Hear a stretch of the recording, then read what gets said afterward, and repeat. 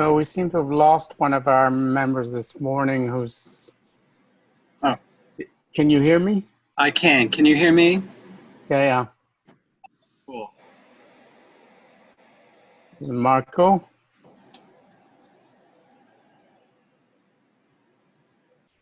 So I was just saying we seem to have lost one of our new members this morning because she has a conflict with work. I think she got the times mixed up to begin with. That's right. That's, what's her name? Katina Press. Anyway, I've asked if we shifted the time, if it would make a difference for her. So we'll find out. It might be a problem to shift the time, but there was also Marguerite. Yes, exactly. But she wanted it evenings, and that could be a possibility. But it would put Donna at 3 in the morning or 2 in the morning. So, it's always a challenge. It is always a challenge.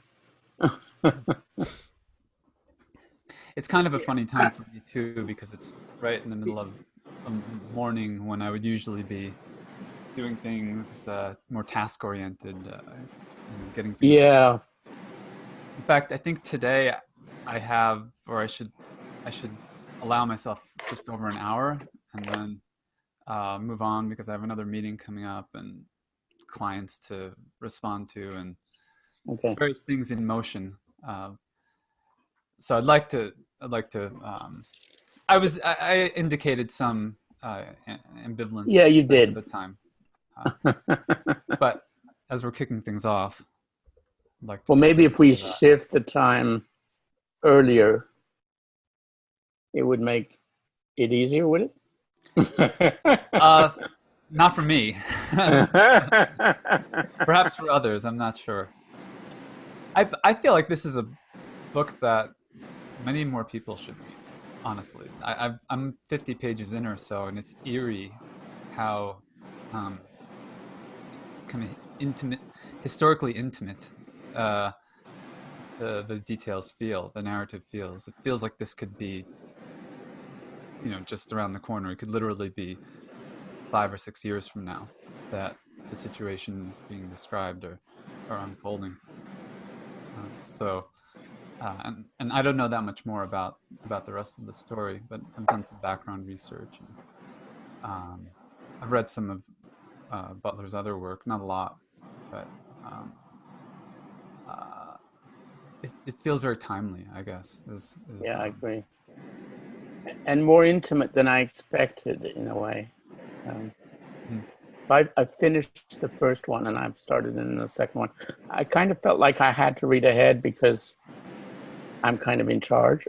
I just wanted to see where things were going to go.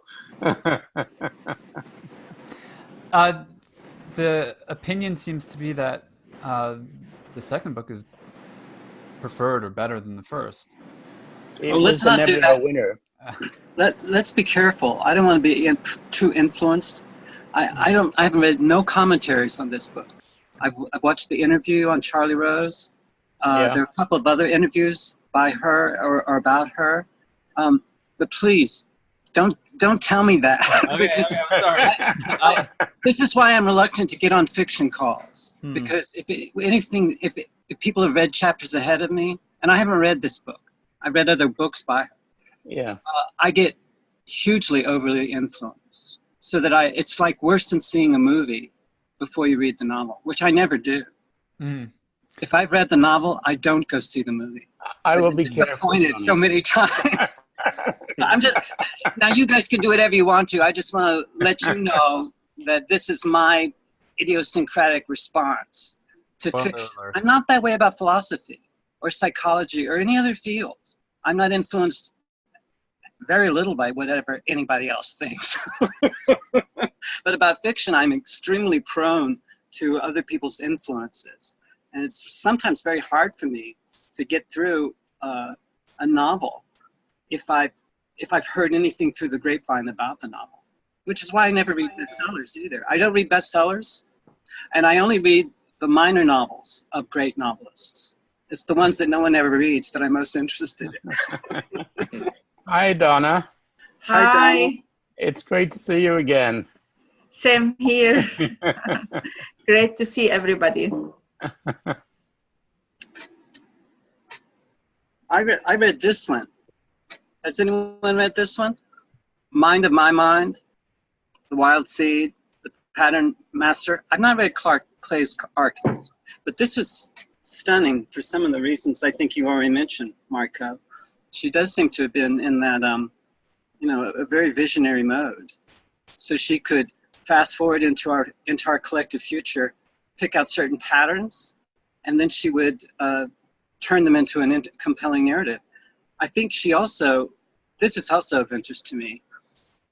She, you know, she mentioned that Charlie Rose interview that she read science fiction, but she also read a lot of other stuff. And I was reading Bruce Clark, he's a philosopher. He's also into narrative. He's into ecology. And he has a large chapter on Octavia Butler, which I've not read because I wanted to read the novels he's referring to before I read his commentary. But I was really struck by what he said, that she, in a personal communication to him, said that she had read all the works of Lynn Margulis, the biologist, who co-created, I think, with Lovelock, the Gaia hypothesis. So she was very much into a certain kind of biology that Lynn Margulis was, you know, putting on the map, which is basically, you know, we're biomes. I mean, we are symbiotic. So without the bacteria in our gut, which are autonomous creatures, you know, in many ways they're autonomous from us, we could not survive. So we're, you know, we are the hosts for many other intelligences besides the human. And it seems like she had a great fascination with this, which makes sense because the book that I have read of hers, which is about a vampire who's lived over thousands of years, vampiring other people, basically taking over their nervous system and their organism. And then he uses it and then drops it. Male or female organisms. This particular vampire can inhabit. And I thought, well, that's really fascinating, that relationship between the vampire and this biological theory of Gaia and the whole idea of symbionts, and that creatures live off of other creatures' excrement, and how those ecological systems work seems to be of a great fascination for Octavia Butler. And it's wondrous to me how she drew from that, from her reading, to create these very unique and visionary works of fiction. But it's interesting also because I haven't read a lot of Butler, but I was reading the biography that I put on the reference on the site. And one of the comments they make is that Butler takes the Gaia hypothesis and turns it on its tail, as she does with a lot of these ideas. I'm looking forward to that. In the future, in the book that she didn't finish, which is the sequel to Parable of the Talents, called Parable of the Trickster, that she didn't finish,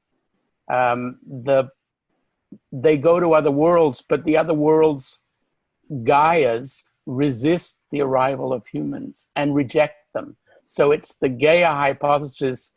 Instead of being a positive thing, it becomes another challenge to deal with in terms of humans arriving in these worlds. So it's also a very interesting, but unfortunately that was one of the books that she didn't finish, although I think there are references to those ideas in some of her other works. So. Maybe we're still waiting for a couple of people, but I think because I know Mary was coming, but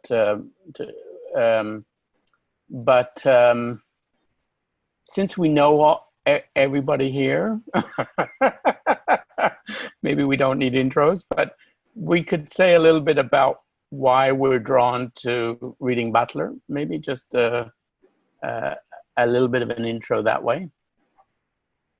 I think I already have. I think you already have.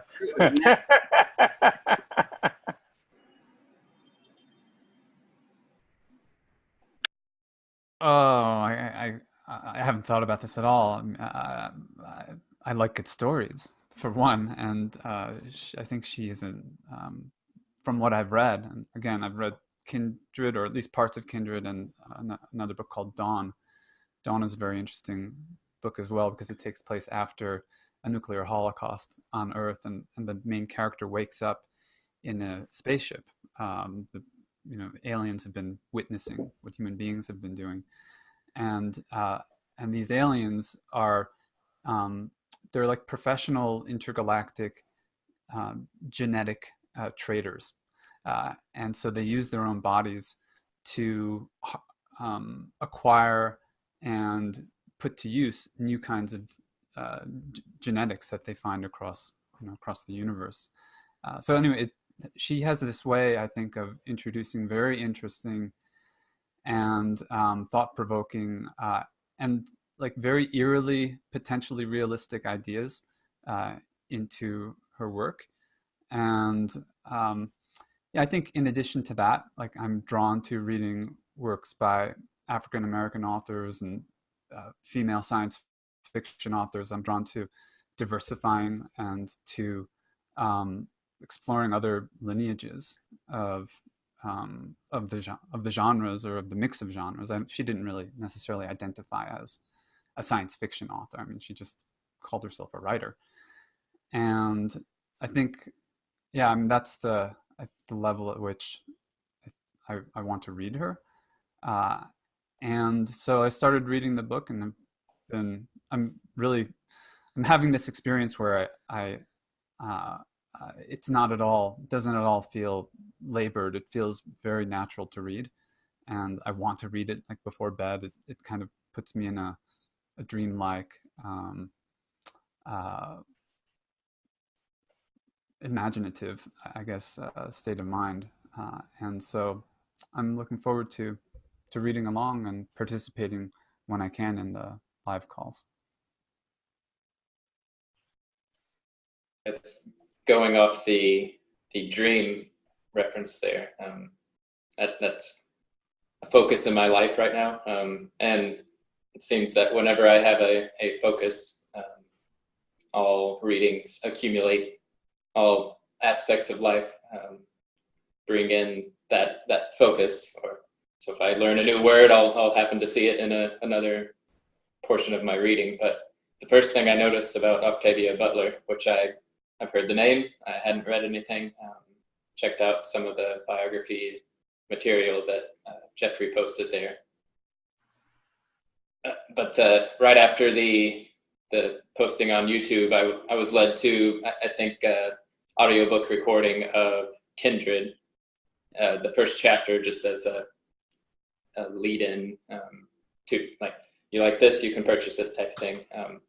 But it was a dream sequence, and but it was very real.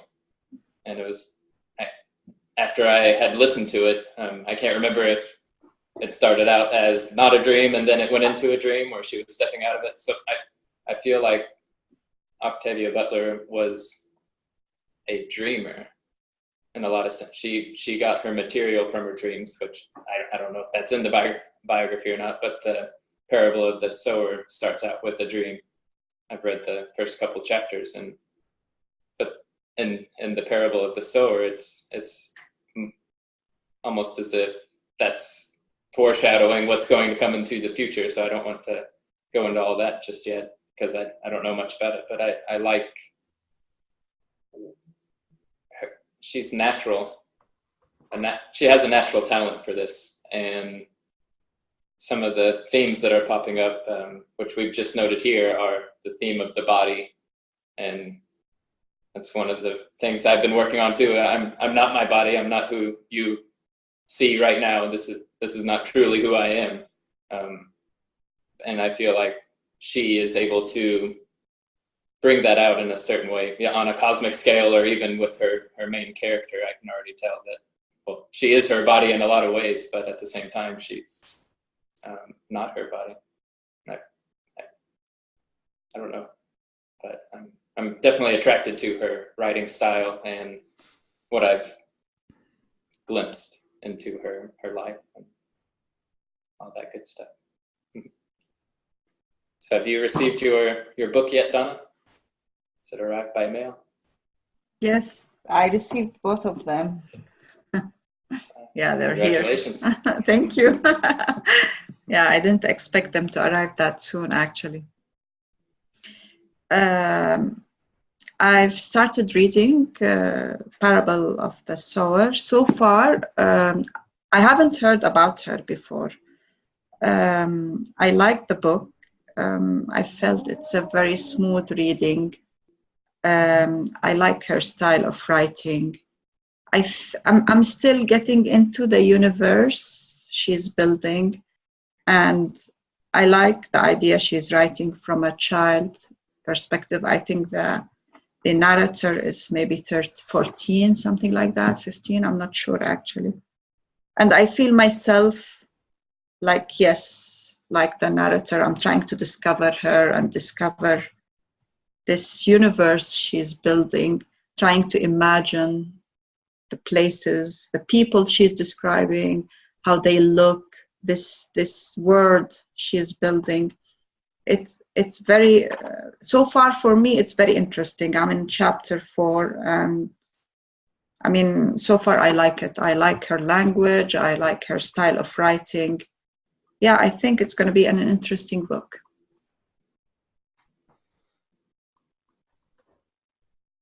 Great. So I thought what I'd do is give a little bit of the background of her life, as I've called it, from the biographical material that I've read over the last couple of weeks, just to give a bit of background of who she was as a person and what kind of a writer, how her life informed her writing, I guess, is partly what I wanted to get at. So she was born in 1947. She was raised in, I mean, poverty in the modern sense. I mean, a black family with not a lot of money. I think the father died very young, and so she was raised by her mother and grandmother. And when she talks in her interviews about her family, the role of women as people who take charge and who make sacrifices for the family is something she comes back on in her comments about her life. And you see it in the writing too, that often the women characters in her books seem to be the ones who step forward and take charge, and the men characters, they do too, but the story is different for the men characters. She had the chance of encountering Harlan Ellison, right, who just died a few weeks ago, I think.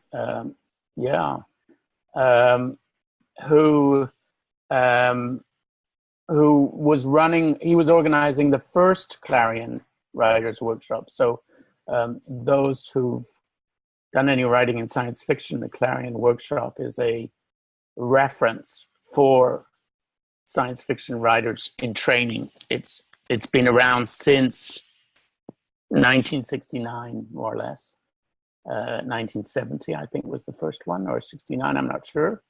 But it's still running today, and it trains every year a group of writers in and around science fiction. So she attended the first Clarion Writers Workshop. And through that connection, she met other writers who became, in some cases, lifelong friends. So she met Samuel Delany, who was a teacher at that first Clarion Workshop. And she met another science fiction writer who's quite well known called Vonda McIntyre. and some other writers like that.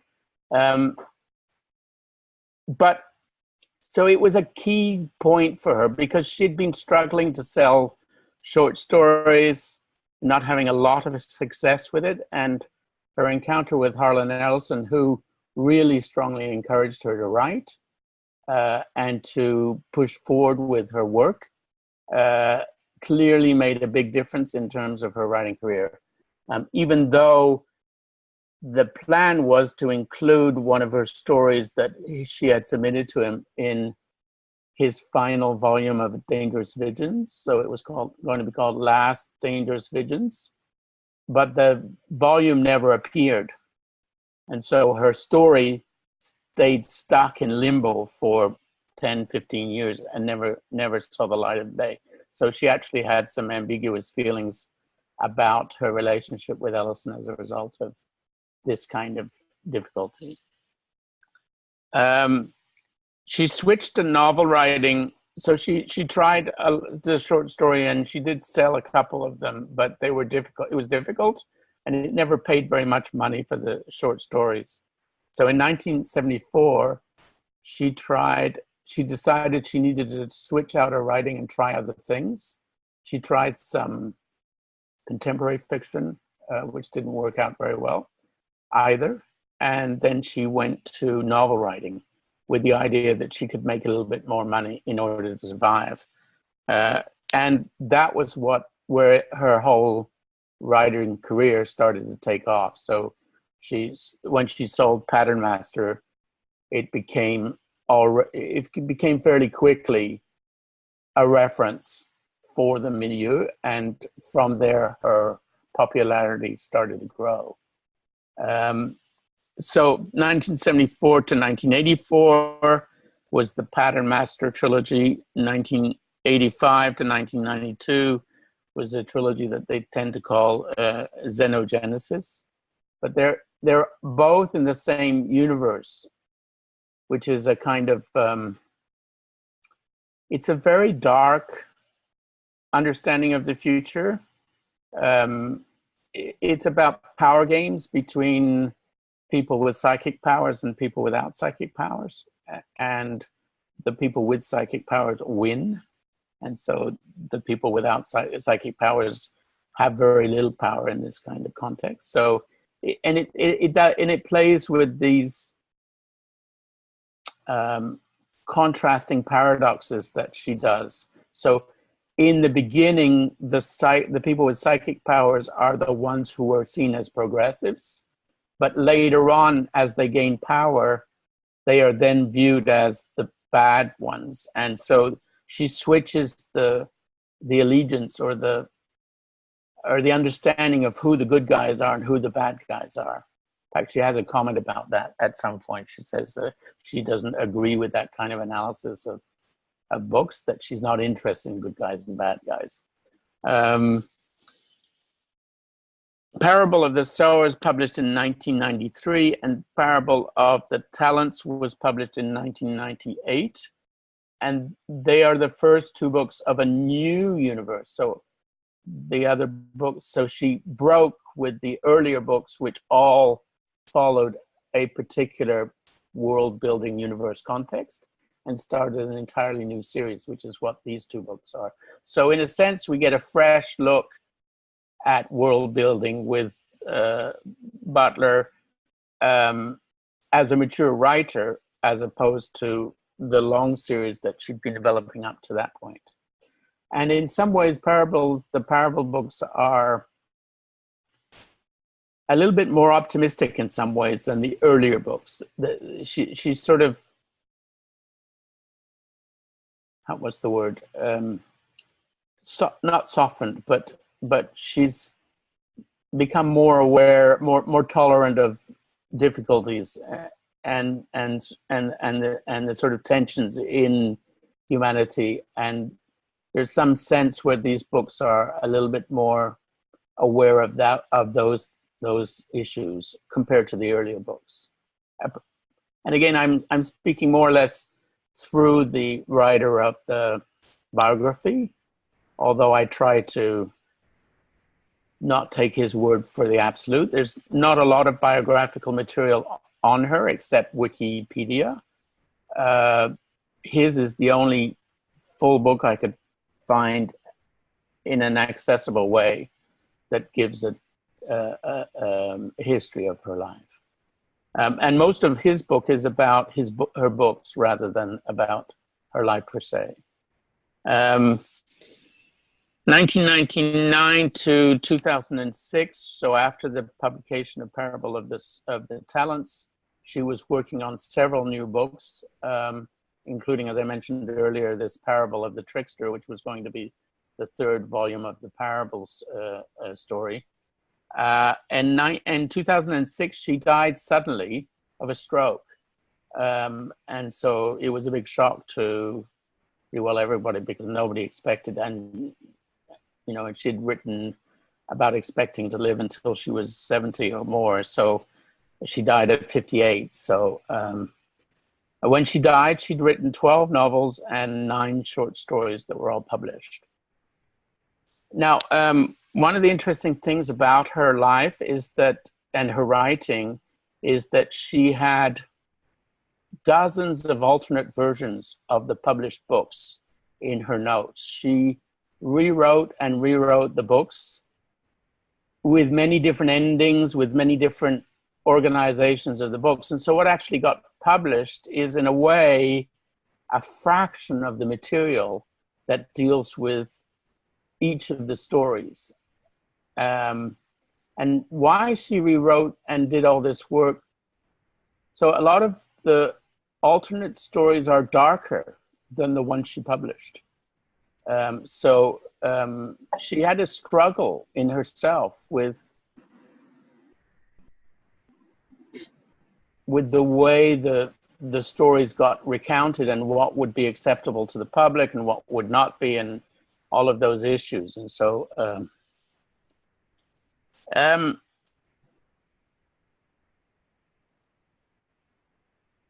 she had a lot of built-in paradoxes and contradictions. She was somebody who felt, even late in her life, profoundly unworthy, and she maintained a constant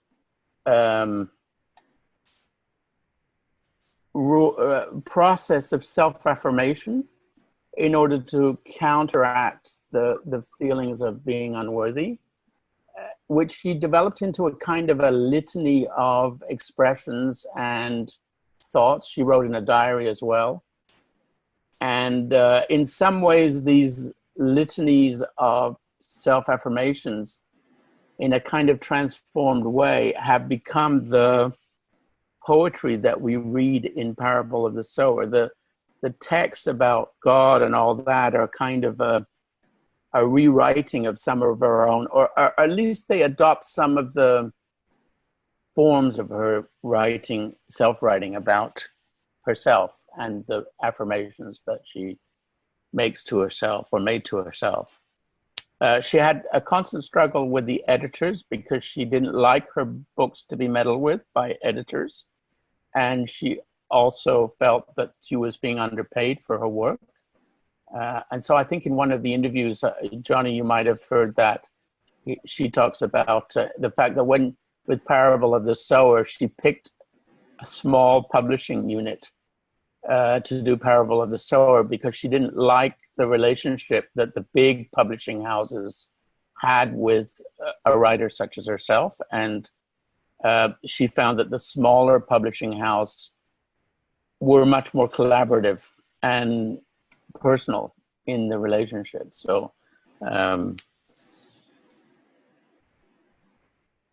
she was also somebody who she didn't have, I mean, who knows whether she had lovers, but she didn't have a husband. She was largely isolated for most of her life.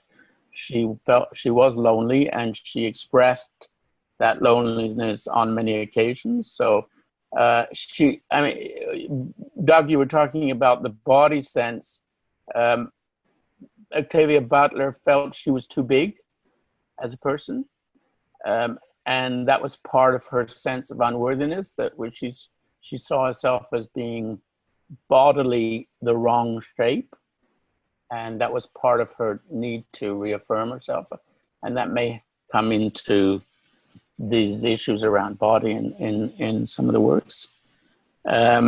She was convinced from a very early age, like as early as 9, that she was going to become a writer.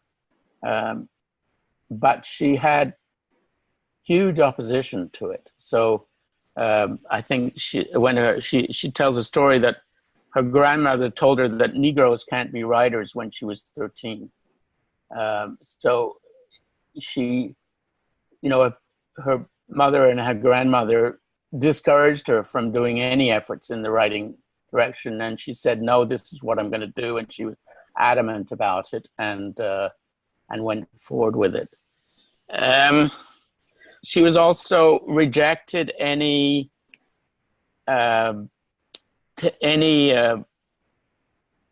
tendency to adopt either or positions, and that's so she didn't like black or white things. She wanted to work in the tones of gray, and she wanted to flip-flop things all the time. So she avoided, and she got into trouble with it. She got into trouble with the black liberation movements because she would write in such a way that they felt she was undermining some of their approaches. She also got in trouble with the feminist movement because she underwrote some things that were in the, so she stayed away from all of those organized movements because she didn't like the way the politics tended to get polarized, and her writing reflects that. I just wanted to finish up with a few quotes, some from her and some from the biographer. So the biographer writes, she stood for decades as science fiction's sole prominent black female voice, broadening the outlook of the field in ways that are still being felt today. She sometimes told the story of the white editor who didn't think that black should be included in science fiction stories because they changed the character of the stories. You could use an alien instead and get rid of all this messiness and all these people that we don't want to deal with. That was the comment of the editor, which enraged her, obviously. After Butler, this level of arrogant dismissal would be unthinkable in science fiction, or almost unthinkable. Her novels, like those of Samuel Delany, Ursula Le Guin, Joanna Russ, and James Tiptree, who also known as Alice, whose real name was Alice Sheldon, other titans of the field with whom she is commonly paired, are all corrections of that fundamental error, the recovery of the nightmare of history whose memory has been erased from the everyday life of the privileged. Writer and musician Greg Tate said about her, about in general, that black people live the estrangement that science fiction writers imagine. So that's kind of part of what she's writing about. Butler's science fiction typically pit power against justice and leave both utterly transformed. These are stories born from her own subaltern position in American society. I began writing about power, she once told someone, because I had so little. And then a personal comment, her books are often characterized as presenting a bleak vision of humanity. And although there is truth in that idea, I found that the book has a profoundly human and highly nuanced portrait that belies the bleakness underneath it. That there's something very, very personal and idiosyncratic about her characters that counters the bleakness of the background in a sense, or that confronts it in a different way, something like that. Anyway, that's a personal thing.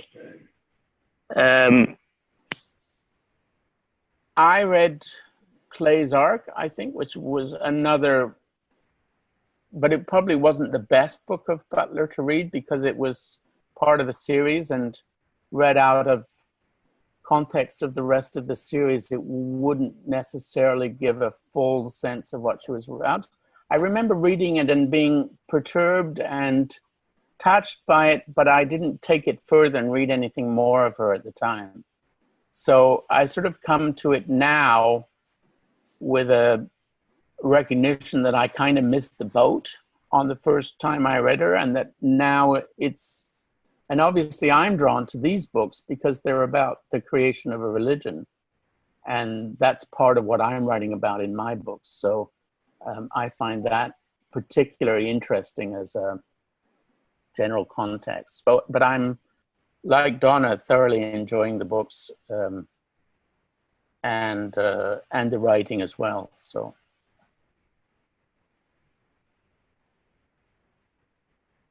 I'm open to comments or thoughts. So you said you were open to, or you came to the book because it relates to what you're writing about. Is that the only way you came to the book, or how did you find out that it was kind of parallels what you're writing about? Well, I think I'm also drawn, like Marco, she's a voice for,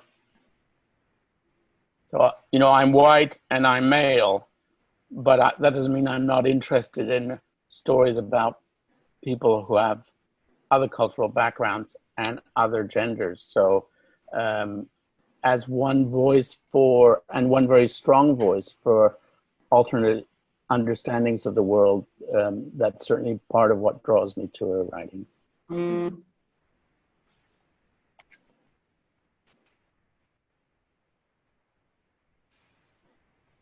I was surprised at how little there is on her. I expected to find documentaries and, I don't know, TV episodes and things like that, just because she's such a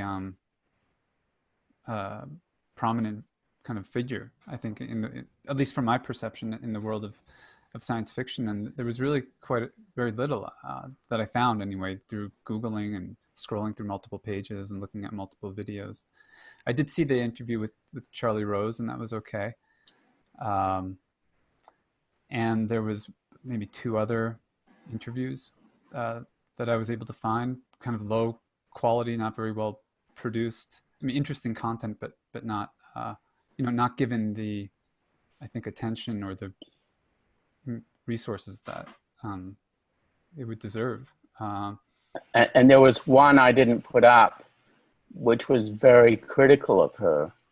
I don't know if you saw that one. It was back to back with the Charlie Rose interview, but it was another interview. I can't remember the name of the person, but they were highly critical of her, you know, pushing hard, difficult, and negative questions towards her. And it was an uncomfortable interview to listen to. One thing that surprised me was I'm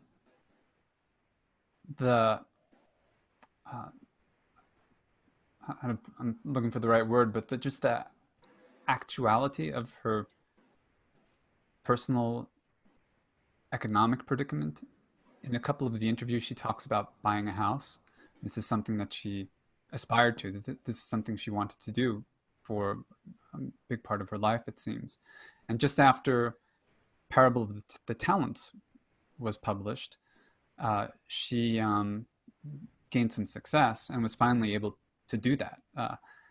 And she also talks about the many different kinds of jobs she did, jobs involving, you know, hard manual labor, like, you know, difficult situations. Like, she did a lot of different things to get by and to you know, pursue her craft as a writer. Also her habits, waking up very early in the morning. She said she would wake up at 2 a.m. during the time when she was working that much to get her writing done, and then how miserable she would be. I know just what this is like, but how miserable she would be at work because she hadn't gotten enough rest or sleep, and how that continued. Maybe this ties back to, you know, that self-worth thing that you were talking about, Geoffrey.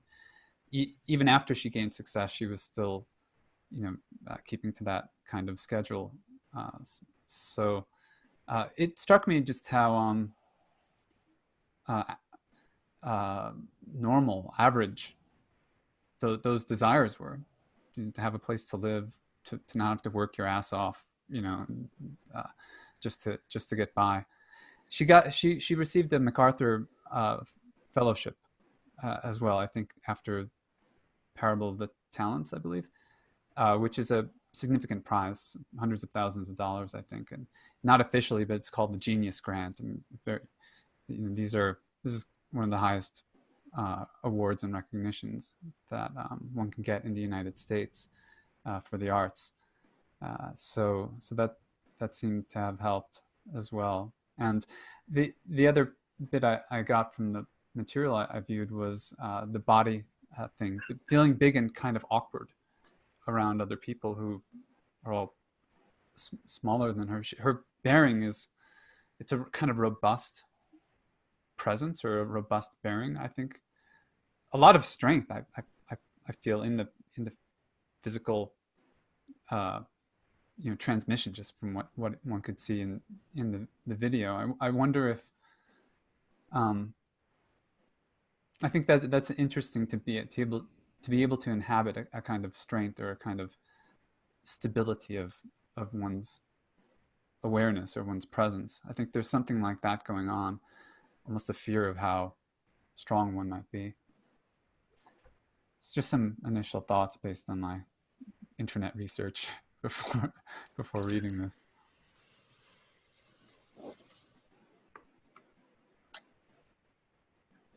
Well, I suspect it's, so go ahead, John.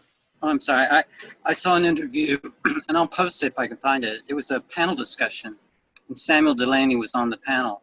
It seemed like to be shortly after her death, so a lot of people were reminiscing about her. And I think he had some very sensitive observations to make about her personality, and her incredible shyness. I think you mentioned that he was one of her instructors in one of these. And she was very shy, and sort of tormented about presenting her stuff. But he did note that over her career, she matured a great deal and came into her power. And he remarked that he would sometimes show up at science fiction conferences, and the fans that would line up to get an autograph from Octavia Butler was much longer than the line that queued up to get an autograph from him. So it looked like she had quite surpassed him in some ways, which he was actually delighted by. And I think Samuel Delany and Octavia Butler, I'm very attracted to. Certainly Delany, and I know him better. And I know him from his memoirs, from the 40s and the 50s. He was, of course, black. He was gay. But he also married a lesbian and fathered a daughter. So he had a very complex and ambiguous erotic nature, which he wrote about quite a bit in his fiction. And I saw him, and she seems to be someone who didn't. She seems to me coming out of an outsider kind of art, maybe underground, and she became, a major figure in her field. And I think that kind of her ambiguity around certain issues about her own erotic nature, she put in her books, I think. And I think that that she did not align herself with any particular group, probably because she resisted the whole idea of labeling, of getting labeled and then dismissed. I think that's a pattern, I think, that's very interesting among a lot of those who've been outsiders. And once they become insiders, they sort of long to be outsiders again, because they don't fit comfortably in anyone's pre-given slot. So I think that's what I find very attractive about her. Also, I really wish that there had been better interviewers around her. I haven't seen the contentious interview that someone's mentioned, but I thought the Charlie Rose interview was just a terrible missed opportunity. When she was talking about listening to a podcast or listening to the teaching company, which is I've listened to a lot of those teaching company courses myself in the commutes that I've done. You know, I'm in a train for a long time getting to work, and I would just put on one of these podcasts. And I thought it was really sort of, I felt when she talked about listening to a podcast on Hegel and how it just, and she thought it was important to be listening rather than reading, but to listen to a voice talking about something took her to somewhere else. And I just wished Charlie had said, is there anything else about that somewhere else that it took you to? And when listening to Hegel, is there anything else about Hegel? Because that to me would be so much more interesting than an interesting direction to create conditions for such a great mind like hers. Unfortunately, you know, Charlie Rose and most of the mainstream interviewers really dumb it down as much as possible. You know, anyway, that's sort of my pet peeve is, you know, when these interviewers, when they have a spectacularly gifted artist, they just ask the dumbest things in the world. They ask the dumbest things of politicians as well. You know? So I'm hoping, you know, we can create the conditions in our gatherings like this to start asking much more interesting questions than I think what the mainstream literati are focused on.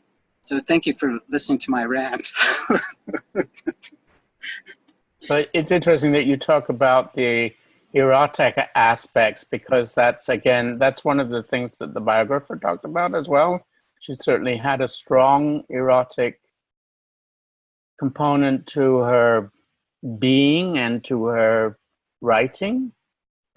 She also, one thing that I didn't mention that the biographer mentions quite extensively is the fact that she read from a very early age comic books, and she collected them later on in her life as well.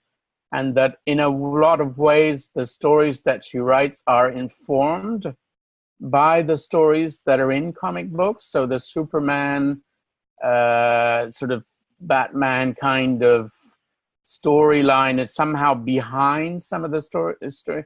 And certainly there's an erotic component to Superman, Batman, and these kinds of things that is also present in the writing. I just got a message from Mary saying that she thought the meeting was at 2. She got confused about the timing because you remember the timing now corrects automatically, but people assume that it's the mountain time, and so she thought the 12 o'clock that she was looking was 2. So, so she may join us in a few minutes if she gets back from her errand in time. So anyway. Just another point I wanted to make, something that, referring to something that Douglas said about dreaming and the liminal zones, and also about the body and the ambiguity about the body. And, you know, what someone sees from the outside is not the way you are on the inside. So there's always this miscommunication that seems to be happening between people when they try to find language to make contact with others about these interiors. And I was thinking of Manning because some of us have recently finished studying one of her books. And I thought that big question about what can a body do that Manning asks, I think this is something that we could ask of ourselves too when we read Butler, because I think she's very interested in what a body can do, and the paranormal side of her imagination, and like you mentioned earlier, this sort of tug of war, power struggle that occurs between those who have these paranormal capacities and those who don't, and how initially that can be a positive thing that those who have paranormal abilities win, but then they also can become oppressors because they can misuse their paranormal capacities. So I think that's another thing that some of us have been exploring about the ethical side of these paranormal capacities, which I believe we all have. We all have a psychic capacity, but some of it has been suppressed by our educations and our experiences. And I believe that this probably happened to Octavia Butler as well.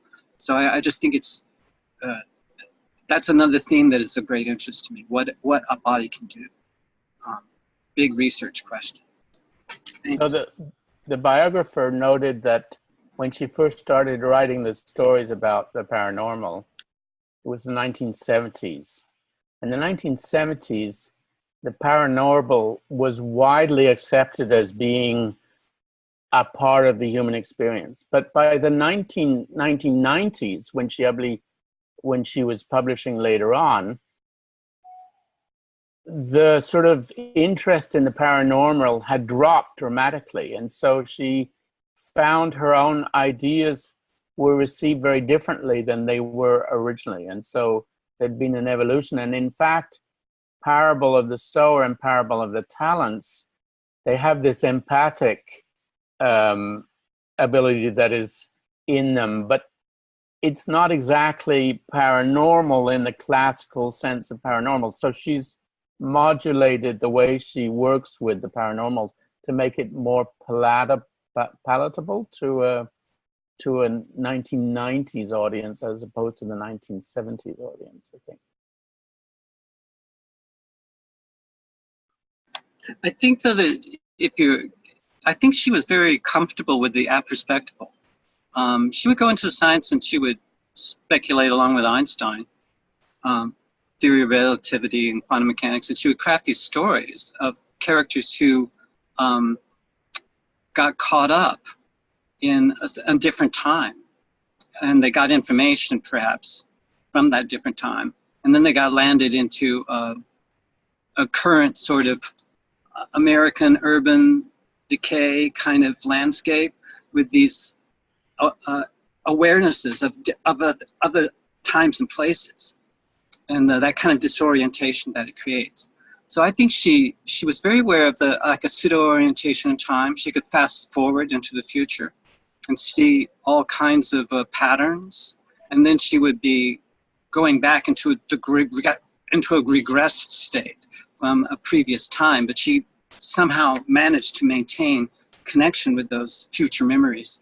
So I think that's another fascination. I think that's probably pretty widespread in science fiction, but I think she was able to go from, you know, a kind of scientific, she seemed to maximize these intensities in some of the scientific discourse of her time. And she probably did have to modulate the affects in her stories so that she could stay in contact with an audience. That was definitely, as you mentioned, shifting from the 70s, which was the paranormal, and in the 80s, New Age really kicked in. And then there was a real shutdown that happened in the 90s. And I remember that very vividly, the openness of the 70s and 80s, and then the complete sort of harsh shutdown that happened around those kinds of topics, which I don't think we've quite recovered from, but maybe we will. So thanks.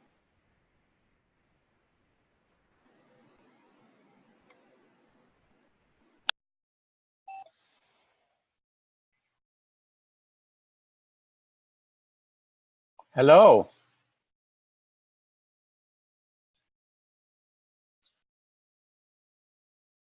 Is that Katina?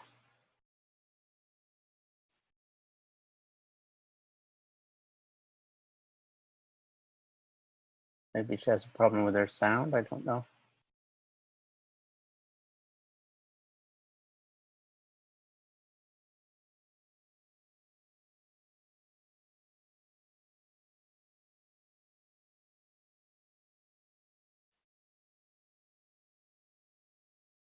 Marco, you're muted.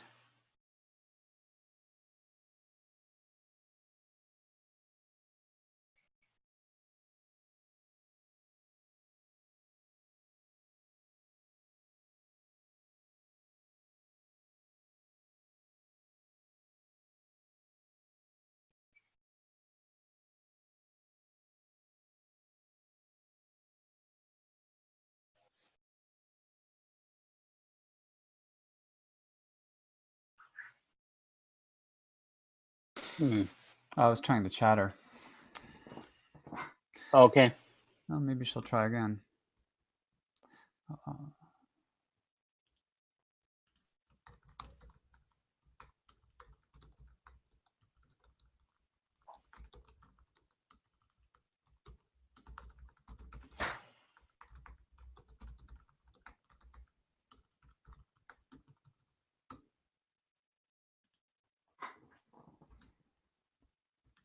So I wondered, Donna, if you could say a few more words about what you liked about her writing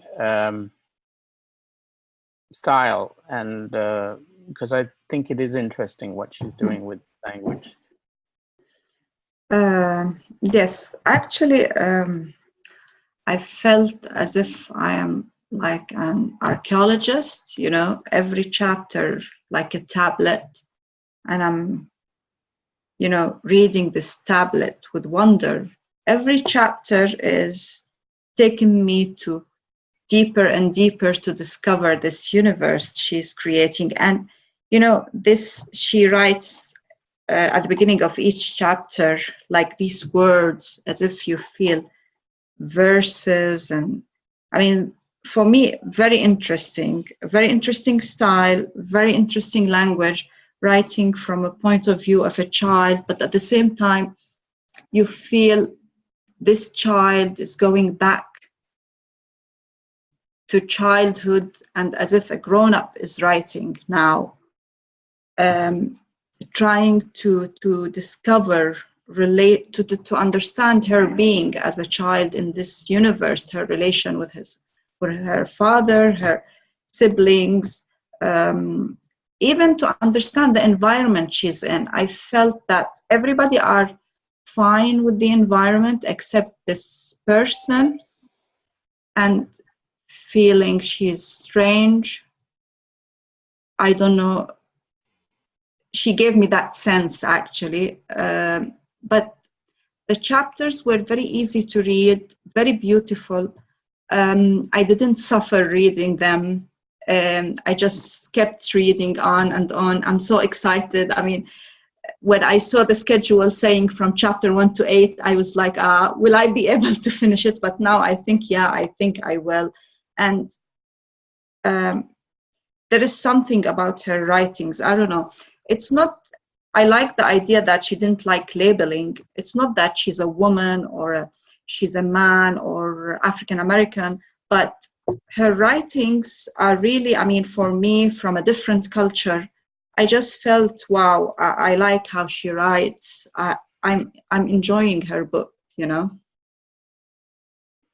Because I found her writing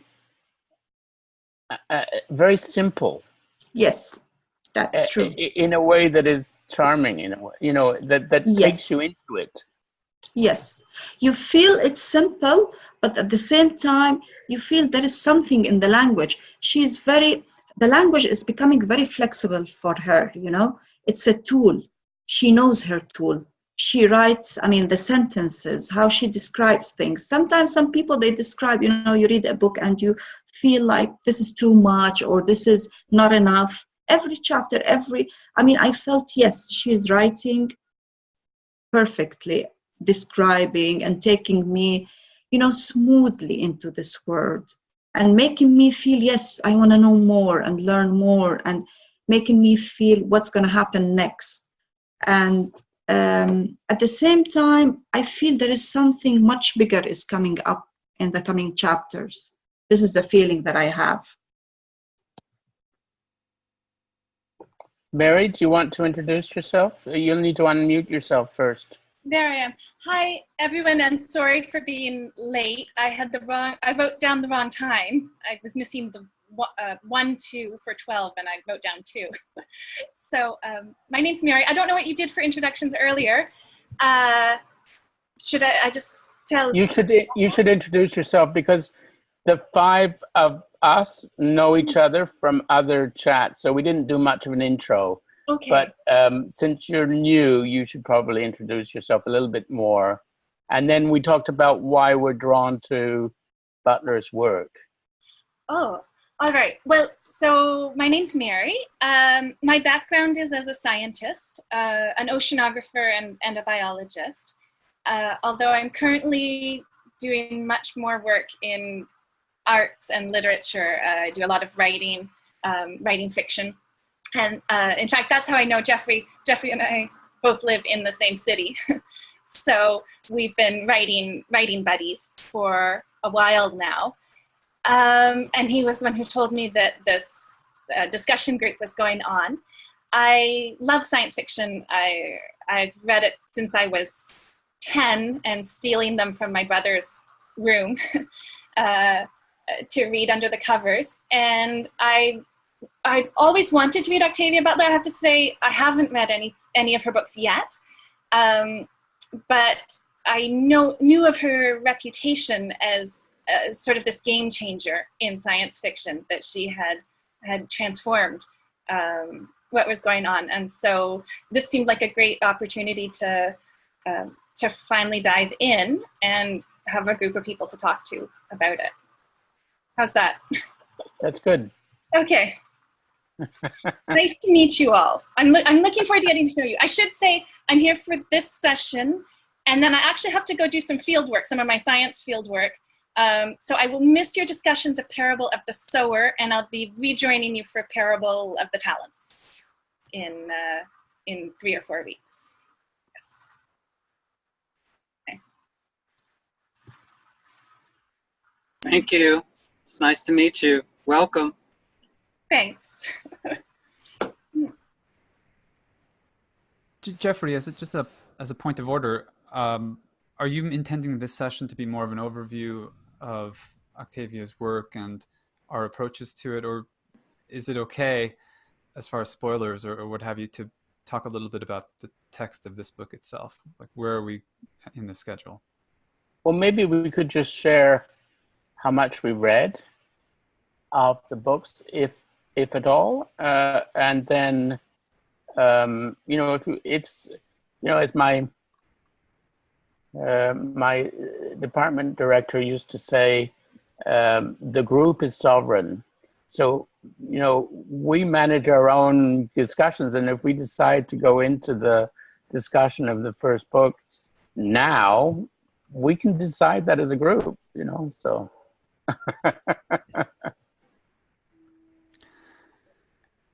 Should we vote on that, or how would we? We have to get approval from John, who prefers not. Let me clarify something that I'm a little confused about myself.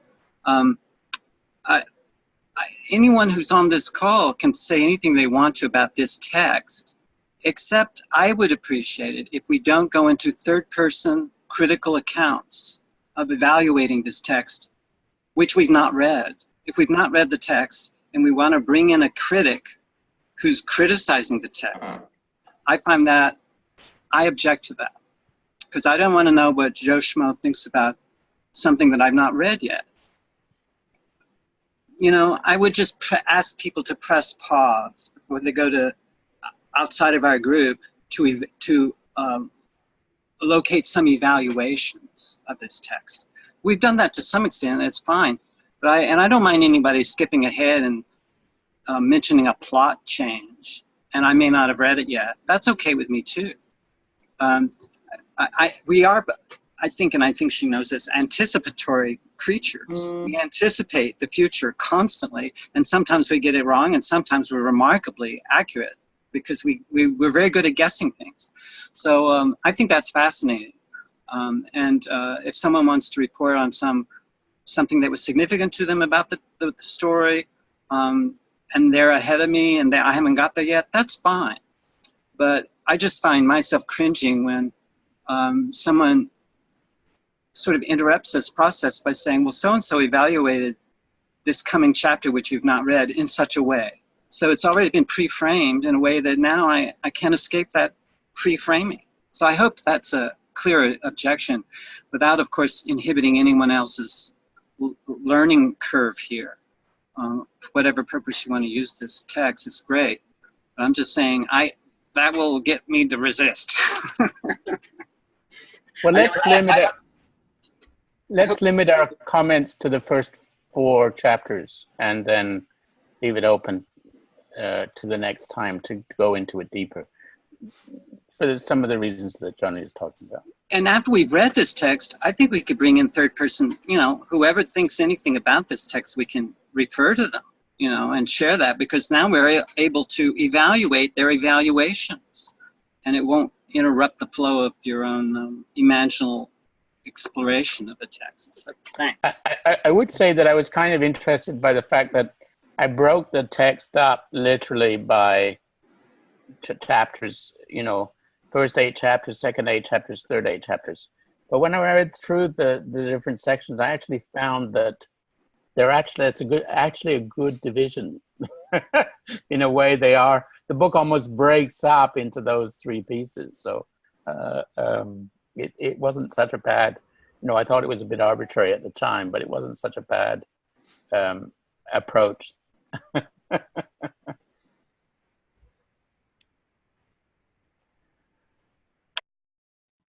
Well, I wouldn't mind then. First, thank you to John for the clarification, because it's not about plot spoilers or that kind of a thing. And I think you're right on. That doesn't bother me at all. I like that, actually, because then when I get to it, I'll say, oh, this is what he or she thought about this. Now I'm there. So that creates community, I think. Okay. So with that said, then I would like to highlight a couple of the themes that I'm noticing and I'm attracted to and interested in these first few chapters, given that I don't know what happens later. I don't know how this ends or where it goes.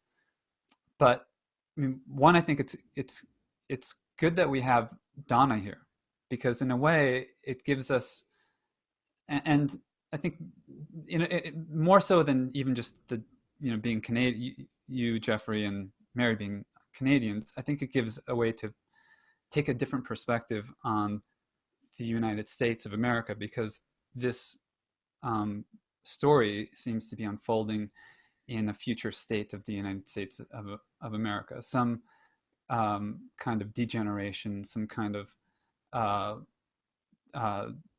loss of social cohesion and control, and an extrapolation, one could say, of current trends, at least one way of looking at them.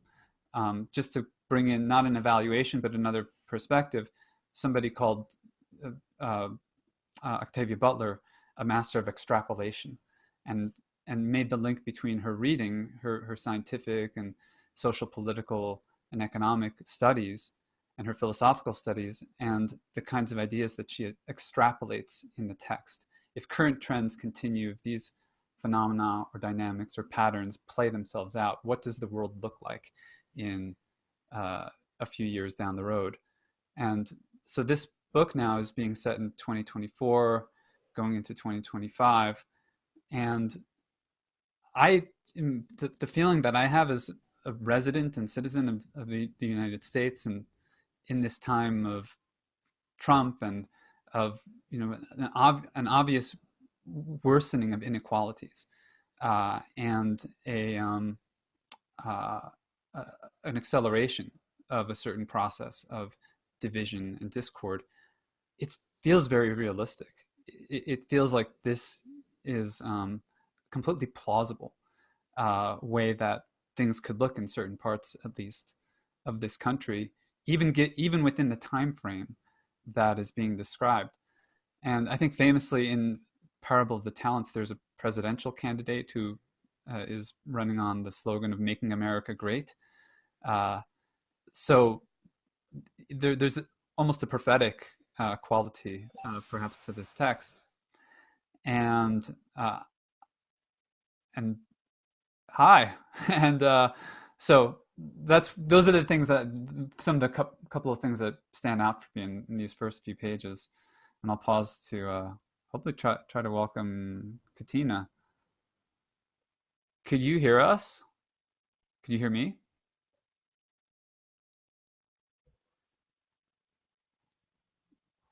Okay. Try going to the Zoom preferences and check your audio set there.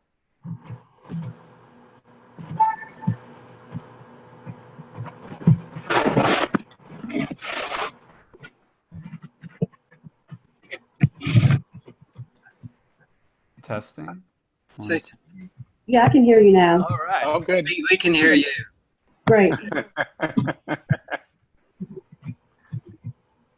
So would you like to introduce yourself, Katina? My name's Katina, and I just learned about infinite conversations probably about a week ago. I was actually looking for some information on the book by Gebser,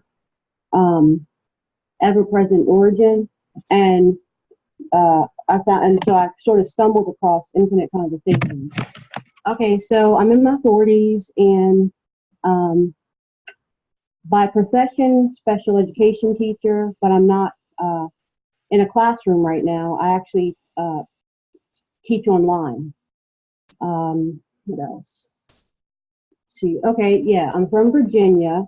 I went to William and Mary as an undergrad and studied philosophy and religion till I got my BA in, and then went to graduate school at ODU in Virginia, Old Dominion University, and got my master's in education. And I just love reading. So. And are you familiar with Octavia Butler's work from before, or have you read some of her books before? Yes, the parables, the parable series, the Sower, the Talents, and I think there was another one that I read by her. I read the one I was in jail, so they were really. I was in jail for some time, for like maybe 4 months for a DUI, and my friend sent me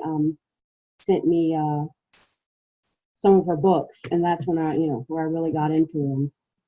So, and I love science fiction. Well, yeah, I'm familiar with Octavia Butler. Great. I think you're in the right place. Okay. So what's the connection? You're not the only one who's been in jail, by the way. Well, No. About how we're in the age of transparency now, so I just right up front, I just tell people, where I'm coming from, and I like the fact that I've been able to, experience. I like the fact that I had that experience, because it really sort of broadened. Well, it gave me more compassion for people that are in jail and that are incarcerated, and it's just something I said that I guess it's something that I can say that I've done before. So. What's the connection with Gebser? Because I was looking. I just recently started reading him, and so I was just looking for. This is how I found Infinite Conversations. I was just searching online for some information about his work, Ever-Present Origin, and I saw, and then I think something came up with Infinite Conversations about a reading room or what have you, and then so when I went into Infinite Conversations looking for something on Gebser, I found that there was, it sort of opened up this like Pandora's box of all of these different conversations, and I'm like, whoa, I've been looking. It's like an online Parthenon or something. So I'm like, wow, where has this place been all my life? Yeah. That's cool. We did a reading group on Gebser's Ever-Present Origin in winter of 2016, and Winter Origins. Yeah, that's right. So we did about 16 sessions on that book. There's a ton of material, and a number of other participants on the website who have read or are reading Ever-Present Origin, and we read fiction, poetry, philosophy. Yep. We have some scientists here, so we dipped our toes into quantum physics and things like that. So this is a community of readers and talkers, I guess, and you're very welcome here. Thanks for showing up. And some of us missed out on the Gebser reading, so I've started reading Gebser. So I've read about 100 pages of him yet so far. But we're probably maybe roughly the same level of reading of Gebser on the book. Or maybe you're further along, but it would be fun to exchange insights on that as we go to. Yeah, I've actually been using Winter Origins as like a study guide as I moved through it once I found it on your website. And one of the things I'm really amazed about, I don't know who put together Infinite Conversations, but it's really well put together. It's well organized, and I noticed that there's a lot of intertextuality. You know, and I don't know if this is on purpose or if this is just coincidence. Because right after I came out of Winter Origins and reading some of the I guess the conversations or discussions you all had on that book, then I went into a reading room or something and found this wonderful article on AI, on the singularity, and and right away there was like, it was almost, I don't know whoever wrote the article on the singularity, it tied in so much with some of the discussion I read about on Gebser, on ever-present origin. I mean, Gebser, I think, was kind of prophetic in a way, when he talked about this particular stage of human consciousness. And I think that Octavia Butler would probably have something to say, especially in terms of the setting of her parable books. It seems like the setting of her science fiction, with, I think one of her themes was one of her themes had to do with like, it was Earthseed, about creating a new race among the stars or something like that. And I just think that it's just interesting how the setting of her book probably has a lot to do with, it relates to what Gebser predicted would be the sort of the next stage of evolution with human consciousness, that, you know, we would get to that point where we could reach out beyond, I guess, be more comfortable with otherness. So it would be interesting to see how, and I don't know, I just think that Gebser in general, that's what attracted me to his book, is because a lot of what he writes, especially this particular stage of human consciousness, he didn't write this when we had the internet and when we had advanced technology, and yet it ties right in. So I just think that's kind of neat. Right. Marco was just talking about the fact that the book starts out with a sort of U.S. in the process of falling apart, essentially. And present on this conversation, so Mary and myself are both Canadians, and Dona is present from Jordan. So we have several non-American presences in the virtual room, if you like. So we were talking about the fact that gives us somewhat different, possibly a somewhat different perspective on the book. Well, I think the very last thing I was saying before you hopped on, Katina, was that there's a prophetic, potentially prophetic, quality, and I mentioned that bit that there's a presidential candidate character later on who wants to make America great, and this is really, and this is only a few years out, really. I mean, kind of within the time zone, so it's weird, in that way, and she didn't have Google either, so this was purely from imagination and from, I was just saying, extrapolation, like from she was a voracious reader apparently as well, in the sciences, psychology, economics, sociology, and one other thing that just comes to mind about her reading is that she reads slowly, and she pays attention to the words and pays attention to their sound. And so there's also like the feeling, there's almost it's not just that the events are prophetic, but there's a kind of feeling anticipation of what things might feel like living in like these kinds of conditions. And so that's just where I think the conversation comes back to. We talked a bit about, more generally, some research that we've done looking at old interviews and some of the biographical material. This video, we record these, as you know, and we'll post it, so you can catch up and watch the beginning of it if you wish to. And yeah, that's all I wanted to highlight at first, is how plausible the whole scenario feels. And also, I just want to point out the biggest designer here is Marco of the Infinite Conversations. He's the maverick, and many of us have been attracted to what he was doing. Mm-hmm. So I just want to offer an appreciation. Thank you, Marco. That we're all creating the conditions for whatever wants to happen next. Mm-hmm. And our participation is, I think, going to be required of us.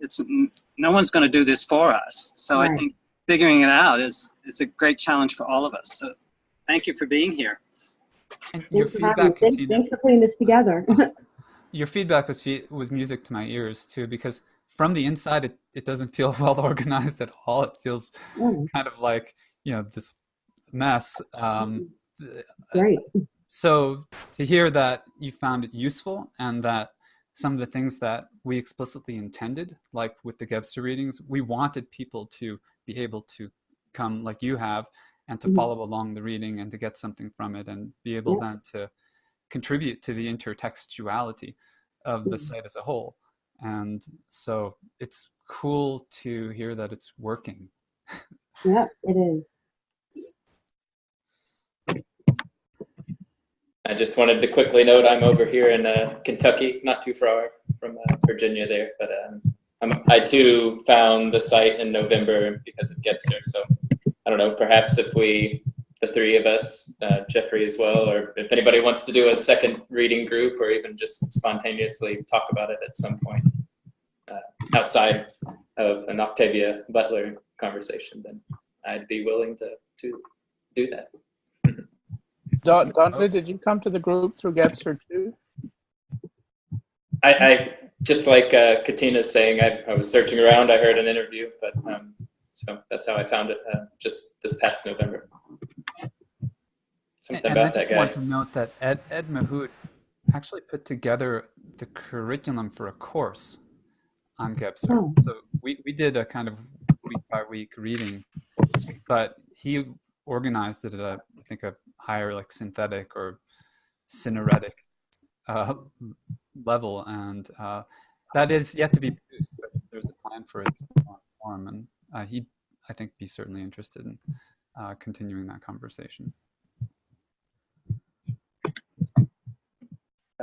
I guess going off what you were saying, Marco, with the kind of prophetic voice, the first thing I picked up on, and there was one of the interviews, the interviewer asked, like, are you predicting the future, or what do you see the future as? And she kind of laughs and says that's a huge question, or requires a huge answer. But she goes into the parable of the sower and the talents, and said the walled community that these individuals are in, the main character and her family seems to be in a walled community, which I haven't read it, so I don't know too much about it, but it seems like they're venturing out into drug-infested and chaos, sex, violence, whatever else is out there. So it'll be interesting to see where this goes. But in a way, there is this kind of walling. You can say it's the Trump's desire to build a wall, or going inside our homes and stuck in front of the computers, or whatever it might be. But we're approaching that walled community. So I found that to be interesting. I wanted to say, it's interesting, we're all using the word prophetic, and it reminds me of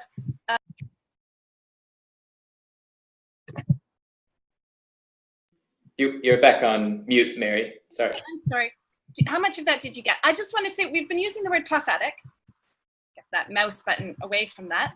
And I actually teach Sunday school at my church. And when I'm teaching youth about the prophets of the Old Testament, I always tell them that prophetic is not a synonym of predictive, too. That it's we often use them interchangeably, but they're not exactly the same thing. And the purpose of a prophet isn't always to see the future, but it's something sort of richer than that. In a religious sense, I guess maybe you could say it's to tell you the mind of God, is to tell you about God. But then when we carry that into a secular realm, or a semi-secular realm, it's interesting to think, I guess my question is, what is prophecy for? It's not necessarily an obvious question to my mind. I'll leave that open. I think that's a great question. I just wanted to, I think that we sometimes confuse the mythical with the scientific effort to predict and control. I think a lot of our contemporary science, which I think Gebser would say is in the deficient mode, because predict and control is a very narrow way of thinking about science. I think Gebser was wanting to create conditions for a science of qualities, rather than reducing science to just gathering data and numbers and crunching those numbers to produce a predictable product. And I think those two capacities in our nature to deal with the indeterminate and the unpredictable is where those religious movements come out of, and those mythic capacities we have to create, stories that we can share. So I think that's a great question. Thank you for that. I wanted to agree. That is a great question, Mary, when you talk about, when you remind us not to equate the prophetic with the predictable or predictive, because I studied Old Testament, like a New Testament literature, and in the theology of it. And when you ask about what's the role of a prophet, I know that from the historical point of view, or from the perspective of Judaism, the work of the prophet was, or the role of the prophet was to, like you said, communicate the voice of God. Before, it was, but I also think that the purpose of the prophet was to communicate truth as well. And because, you had the law and the prophets, which sort of predated, the new covenant. God in Judaism, he depended on the prophets to, like you said, communicate his voice, but also to communicate truth. And so I guess when I say prophetic, when I talk about Gebser's ever-present origin, and even like I think Al said, Octavia Butler's the prophetic aspects of her fiction. I mean, in the sense that they are communicating truth that has sort of a universal quality to it. And yeah, that's probably, and what I meant by it was not so much like a time, like something predicting something that would happen in the future, but in that they were able to recognize the truths, these truths, and then to communicate them. A warning, in fact, a warning of what, a warning as much as a prediction is perhaps a good word for it. Yeah, I just remembered the theologian Walter Bruggemann, I think, said that the three roles of the prophet are to name what's going wrong, to denounce what's wrong with our world, to mourn for it, and to give hope.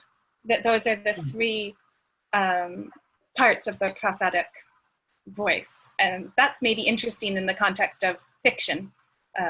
Yeah, and the first part, that's probably, I think, one of the most, that's where truth comes in, I think. When you said the first part, to name what's going wrong, that's what I sort of identify as, as communicating truth. And truth that a lot of times, and it was a very dangerous role as well, to communicate truth or what's going wrong to masses of people who maybe are out of touch. I think that the role of the prophet, or the role, or when I say prophetic, it's something that can, connecting us with reality, connecting us with with things as they really are, not, you know, not subject to perspective all the time.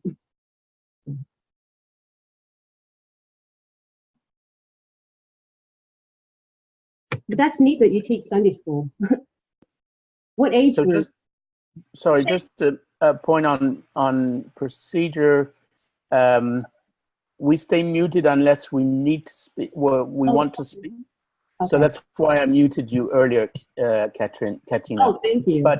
But so it's just a way of managing the group. So go ahead with your question. No, Paul, I was just going to say, you asked what I teach. I'm lucky. I've got they've grown up now. They're all teenagers, and they're smart. I have great students, and we have conversations about these things.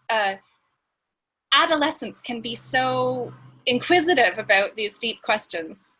So it's been a really good environment for me. Yeah. One other procedural point too, you can unmute yourself kind of to let others know that you have something to say. So like I'll see that John's unmuted or somebody else unmuted, then I'll kind of leave a little space if they appear to. Sometimes you can just tell by the way somebody looks like something's arising.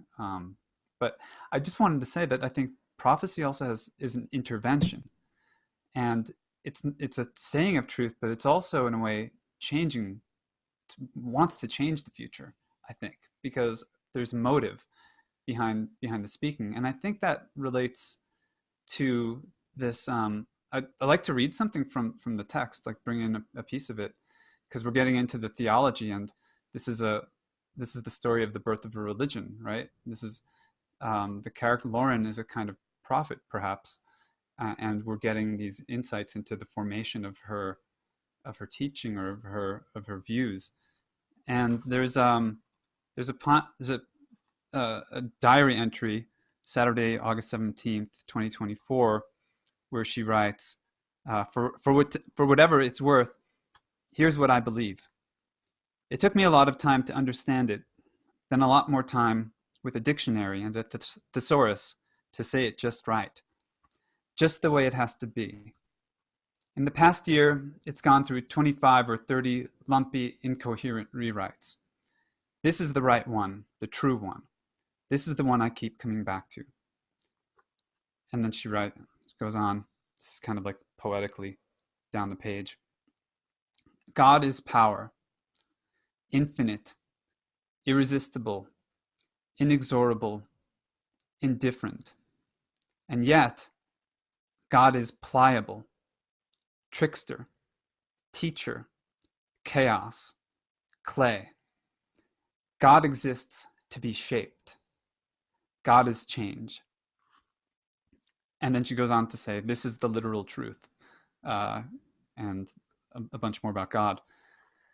But I find that really compelling. I find that really powerful, actually. Like, this is like a way of transmitting, like, I think it's more than literary. It is literary. It's like literary, and it's like transcendent, or it's maybe like integral expression. So anyway, I just wanted to bring the language itself into the space.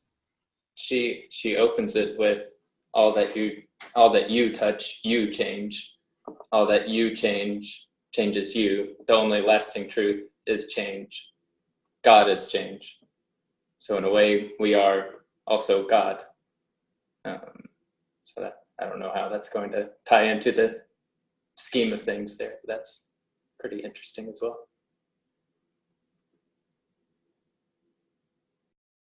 I do feel that this idea that we shape God is perhaps what is the most surprising about her statements about God. I mean, we tend to think of God as being beyond our ability to influence. And so the idea that we would shape God as well as God shaping us, I think it fascinates me as an idea that's in this book.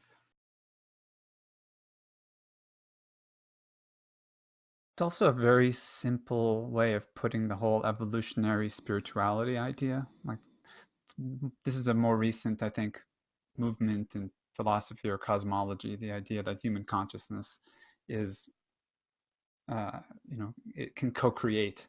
It's kind of a buzzword, co-create the future. I think this idea that we shape God is saying the same thing, except much more simply.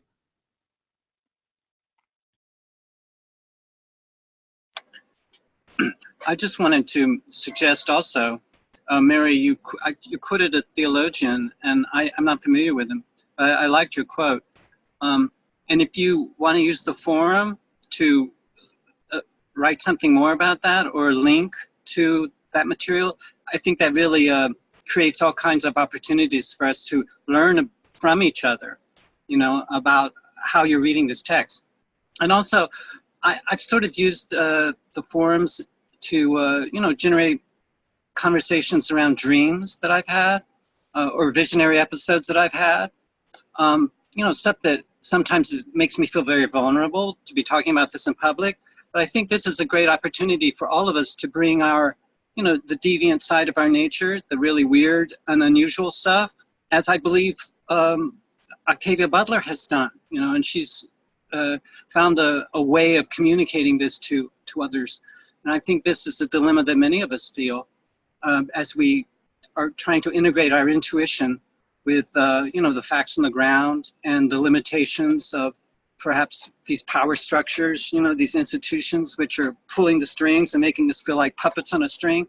I think Octavia Butler is extremely sensitive to these invisible fields that are shaping our world and how we can, create interventions, at wherever we're at. I think it's a very creative opportunity for us. So maybe we can explore more of this in between calls, these conference calls in our forum. And I welcome all of you to use that forum. Thank you.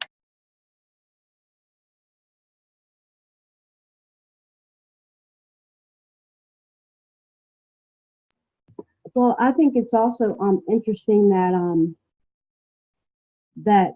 like you were talking about how in Parable of the Sower, Octavia Butler creates this, she sort of creates this new religion, Earthseed, and it's interesting throughout the whole book.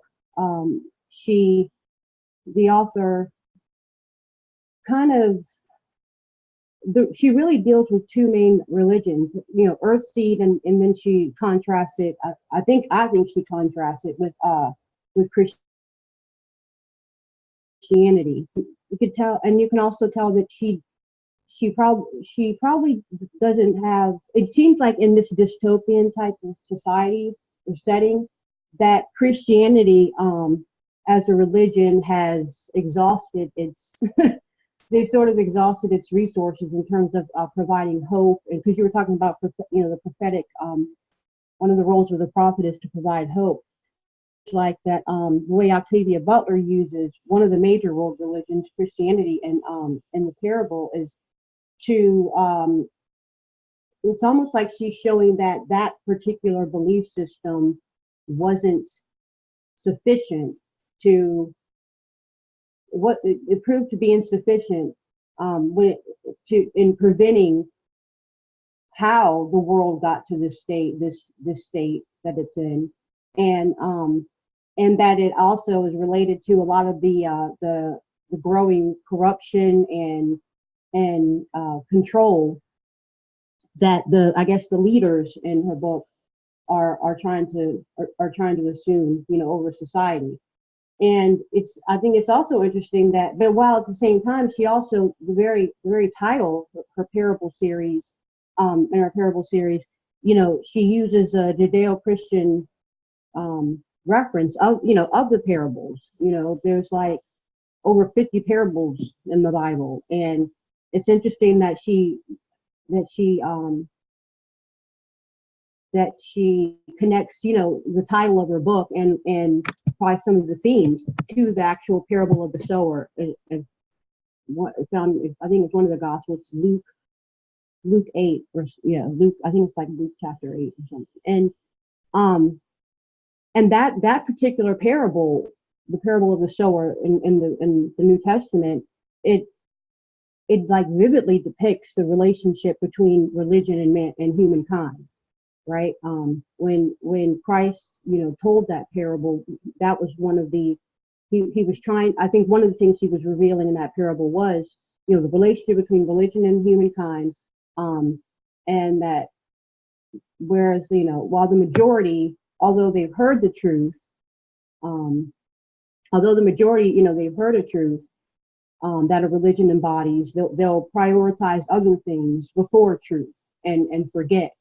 And then it turns out by the end of the parable, very few remain receptive to the message and actually consolidate their belief, through action.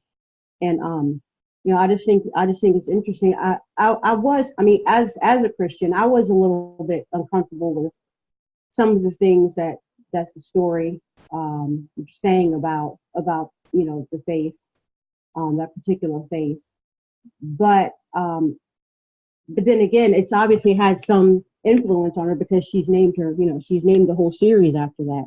And I'd like to look more into why she chose the Judeo-Christian, like parables to communicate the themes, in her science fiction. Whilst at the same time, when you read through the book, it looks like Christianity is kind of frowned upon, and the effectiveness of Christianity is sort of diminished, at this point in the future, and so I don't know. I think that's something I'd like to explore a little bit more if anybody's comfortable with it, like why how this is related to the parables, and what do you think? What statements do you think she's saying? What is she saying about religion? Not religion, okay, but what is she saying? Because she does focus on these two religions, Earthseed and then Christianity. And it seems like Christianity is almost the opposing faith. It's sort of like the faith of the antagonist in the story. And I'm just wondering, like, what she's saying, if anyone has any other thoughts about what Octavia Butler's, what kind of statement she's making about faith, about, Christianity, or about Judeo-Christian religion. Because she does focus on that. She doesn't bring in Buddhism. She doesn't bring in any other faiths that are, world religions like Islam, or, she doesn't focus on any other Abrahamic faith. And what's interesting too is that while a lot of people, in modern, in our modern society, we often, when we talk about, we always try to associate a certain faith with, when we try to blame a particular faith for the potential destruction of civility in society, we usually point to Islam. Okay, that's what our society does with, the whole terrorism and fundamentalist faith-based destructive behavior. But it looks like Octavia Butler, she's saying that no, that it seems like in her book that she's showing that Christianity had a lot to do with the breakdown of civilization. So I'd suggest that maybe she's picked the faith of the establishment, because we know that no system of faith is in a vacuum. It's always mixed in with our politics and our economies and our way of life, and very hard to disentangle. So here in Quebec, I'm an Anglican, which was for a century was almost the religion of the government. And because of that, it has been associated with some incredibly damaging policies, racist things that have happened, the suppression of Indigenous people and so on. And now we're going through a process of figuring out how to deal with that our church helped commit terrible crimes. And I think and I have to admit I haven't gotten into the book yet, but I suspect that what's important here is that Octavia Butler is targeting the faith of the establishment, which in her context would be Christianity. And so, and you can't pull it apart. Like I said, you can't say this is just the faith part of society, because it's got its tendrils, inevitably is impossible to unhook. It's also the faith of her father, and this is a 15-year-old, becoming woman who is, has different ideas about how society could be run or what the community needs. Like I haven't read the whole book yet. I'm just to the point where she's starting to have very concrete differences of opinion with her dad about what the best course forward is for this community that's living, kind of under his shepherdship or something, like he's their spiritual leader.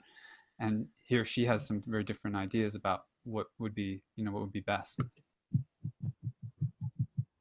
Also, the book was published in 1992, and a lot of the Islamophobia came out after the World Trade incident.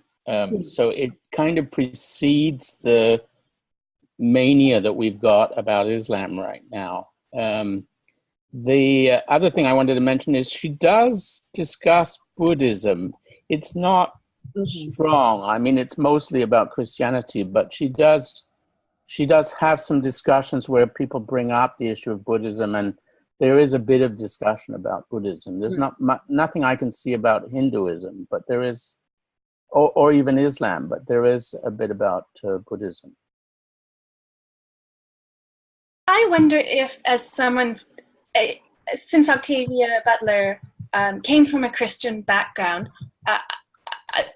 it wouldn't surprise me. I would feel, as a writer, hesitant to attack a faith that I didn't fully understand myself. So, because it's something that has deep roots in her, she felt able to engage with it in a meaningful way. I would never want to, I don't think, write deeply and significantly about Islam, because I feel like I don't know nearly enough, and I don't have the feeling of it in me to be able to do that fairly. And I think you have to be very close to something like that, even to be able to critique it. And so it probably has to do with where she came from in her own life as well. Yeah, I just think it's interesting how she, there are, okay, I'm looking forward to reading the parts where she does talk a little bit about Eastern religion in the book, but I'm just saying that, like, there's, it seems like that, there's one particular established religion, like you were saying, that has proven its irrelevance at this, and maybe even the cause of this dystopian civilization or anti-civilization that they currently live in, or in the setting of the book. And she's saying, and it seems like someone was saying earlier, like she's sowing earthseed. Okay, when you look at the parable of the sower, that's the belief system that she's sowing, and to replace Christianity. But sometimes I think that, and yeah, Christianity could be a big part of her life experience. But the only thing that that I have a problem with is sometimes when we attack certain religions, we're attacking a particular perversion of it, not or a misinterpretation of it, and it seems to me like Christianity, a lot of people and a lot of, well, the way that she writes about earthseed, you can see that it's almost like she's replacing Christianity, and that there are certain elements of the earthseed religion that are, I guess, more relevant to the human condition than an outdated Christianity. It's got outdated lessons, and a lot of people think that. Also, it seems like she's portraying Christianity as a religion that offers like a distant type of God, whereas Earthseed, you have this accessible God in all of your actions, in your own, and you can access God in your actions. And anytime you institute change or what have you. But again, there's that is based on like a misinterpretation of the faith of Christianity, because Christianity doesn't offer a distant God. It's actually true. Christianity is based on a personal relationship. So, I don't know how, why she chose to. I just think that it would have been that Earthseed in and of itself in the Books of the Living is a great. I think it's a wonderful faith. It's a wonderful religion. I just don't see how, juxtaposing it with Christianity, how that sort of added to it or took away from it. It doesn't, and like you said, yeah, because it was the religion of the establishment at that time, which is probably why she chose that particular religion. But I don't know. I just think that Earthseed in and of itself could have, because she when you get later on into the novel, she has wow. It almost because what it looks like to me is like everything that's gone wrong in society and the world and civilization is due to the that Christianity, that established religion, its influence on society eventually led to this. There's violence in the book. There's all of these. There's murder, just a lot of just the way that society is no longer safe because of that. And I just think that I don't know if that's something that she's saying. So if we look at this, so can a belief system really have that much of an impact? Sometimes one of the things that I felt was missing when I was reading the parable of the sower and I guess the talents is I love the flashbacks when she would write about to give me somewhat of a clue as to more specifics as to how did society get to this point.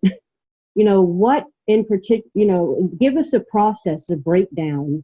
And I know we were talking about Gebser earlier, and he dealt a little bit with looking back at history and looking at the patterns of history to have a predictive idea as to how societies break down. But I don't know, like throughout the reading of the book as a group, if anyone has any thoughts or ideas, or if they pick up on anything, they give me some idea as to how society got to the point, got to that point where it just totally breaks down. What caused it? Because there was obviously some type of a worldview that was related to that faith of Christianity.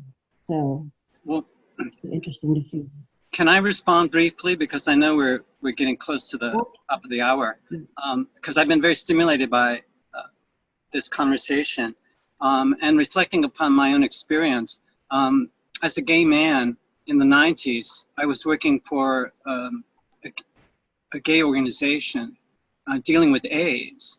And there was many, and there were, different races, different genders, different socioeconomic situations. So it was a real learning curve for me. But I remember when dealing with Bible thumpers, and I come from the Southern Baptist childhood, when the Bible thumpers would come in and say, "You're all going to hell," I used "He who is without sin, cast the first stone." And, the Bible thumpers were like shocked that I could quote scripture. They weren't really prepared for that. And my intention was to protect people who were very vulnerable. And some of them were very sick, or some of them had, all kinds of issues. But I wanted to protect them from this kind of abuse of the scripture, of the official kind of use of the scripture. And this was back in the 90s, I think, when she was writing this book. And I'm very moved also, because I thought of Christ as a performance artist. and he would just get in these very difficult zones, and he would switch things around and juxtapose domains. Because he never said about that adultery was okay. He just said, who among us can cast the first stone, which is creating a different kind of level from which people have to organize their behavior. And then no one could cast the first stone because that would be incredibly blasphemous. Mm-hmm. And they all disperse. And he said to her, who hath condemned thee, woman? And she says, no man, Rabbi. And he says, nor do I condemn thee. Go thy ways in peace. And then I'm remembering something that a novelist, a very postmodern novelist, Reynold Price, I believe his name is, he said, but where is she supposed to go? And I thought that kind of question that this postmodern novelist was bringing to this parable was extremely interesting. Got me to thinking, yeah, Jesus, where is she supposed to go? And where are we who have been treated as outcasts supposed to go when we've been thrown out of the village? And do we want to really go back to the village anyway? And so these are the kind of questions I think that, because I think Reynold Price is complaining because he says our contemporary church has failed to deal with race, failed to deal with gays, failed to deal with gender. And these colossal failures have created these breakdowns. So I'm just very stimulated by this conversation, and just want to express my appreciation for this opportunity to, explore these sort of gray areas in our experience together. Thank you. So I would like to say, Katina, that I didn't have quite the same impression as you did about the books. That is to say, clearly, yeah, she talks about religion, and she's obviously talking mostly about Christianity, but she tends to talk about religion. She uses the word religion rather than the word Christianity. And she's talking about all religion, I think, as opposed to the religion that she's proposing. And the other thing is, I don't see her blaming religion for the disaggregation of society. She seems to, I mean, there may be a little bit of it, but it seems to me that what she says at some point is that it's the choices that we made as a in the years leading up to this, that where we didn't pay attention to what was going on, and we made choices, and we're stuck with the consequences of those choices. It's more a political argument, or an activist argument, or an anti-activist argument, that it is a religious argument, at least the way I understood it. But maybe we can come back to this discussion as people read forward on the text, and possibly get some different perspectives on it at that point. No, I really love John's, John, what you shared just now earlier. And yeah, you're right. One of the things about when you said that the theologian had challenged sort of Christ and said, okay, but where is she supposed to go? And I think I know in readings of the New Testament, he answers the question. He says, pick up your cross and follow me. So because that's who he represented, was the outcasts and the castaways of society. And it's like, and I guess the reason why I pick up on it is why I'm more sensitive to the way that she compares the two religions is because, I mean, it is the birth of she's trying to birth a new community, like a new way, a new way of living, and a new sort of like a different type of perception of reality that's based in community, where everyone depends on each other and build up this new community. And so, yeah, I do think that she probably, yeah, it is. She is talking about like religion in general gone awry, because I remember the parts in the novel that she does mention other religions. But it's just that she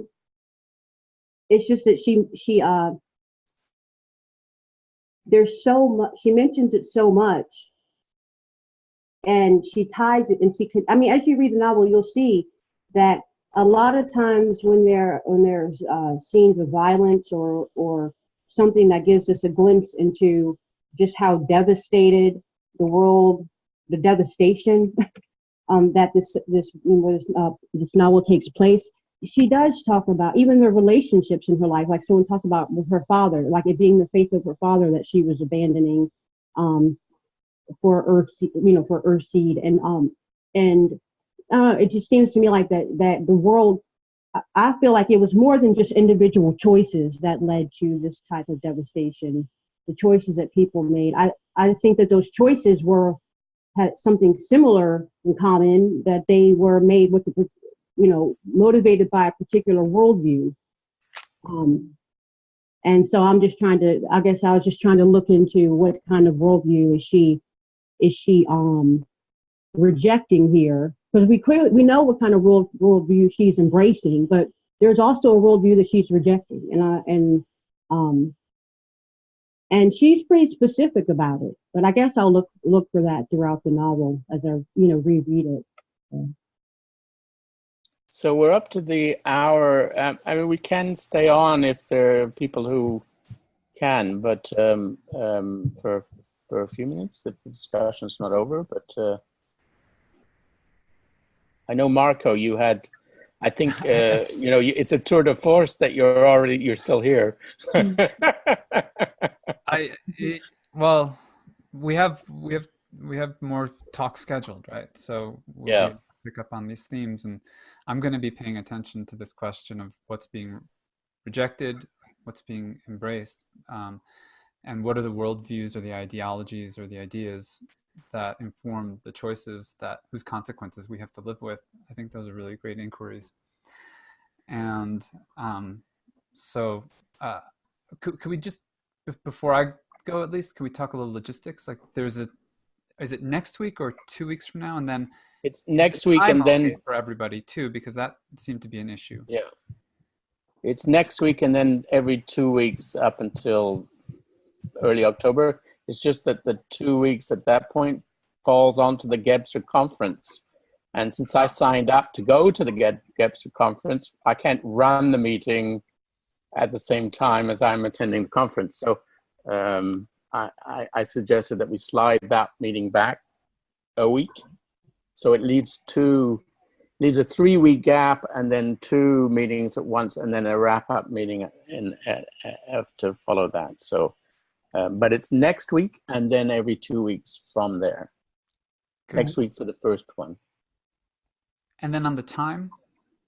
The time, if it works for people, Katina, you said that even the time worked for you, it just sometimes it doesn't. Is that what I understood? Yeah, 12 p.m. is fine, because some days, sometimes it doesn't, because I have to work. Sometimes I work online, but if they don't need me for that, it's not every day. But the dates that you have listed, I can make those dates, the 15th and the 29th. I just have to go online and adjust my schedule.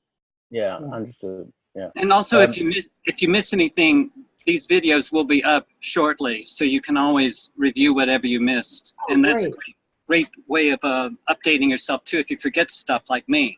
So just to and to reiterate what Johnny said earlier, the way we do this is it's both the forum, both the video chat and the recording of the video chat that goes up on the site, plus the discussion on the forum. So if we engage with each other through the forum, then those people who are like Mary, who is absent for a number of weeks, will still be able to take part in the exchange and the conversations around the discussions, because there's an opportunity to post questions or thoughts or comments or whatever about the discussion. So you can view the videotape of the video recording And then if you have additional comments to make, you can make them on the forum, and people will reply because we're used to doing this. So it's a way to keep the engagement up, even for people who don't make every meeting. Mary, you need to unmute yourself. You said something. Sorry, no, I had nothing to say. I was just agreeing. And the time's good for me, and I'll be excited to come back from my trip and see what you guys have been doing. So. Yeah. So I guess we'll call it off there, since we've had a good go round for 2 hours, and see you all next week. Thank you all. Yeah, thank you. It's a lot of Nice fun. meeting everyone. See you next time. See you. Have fun. Bye-bye.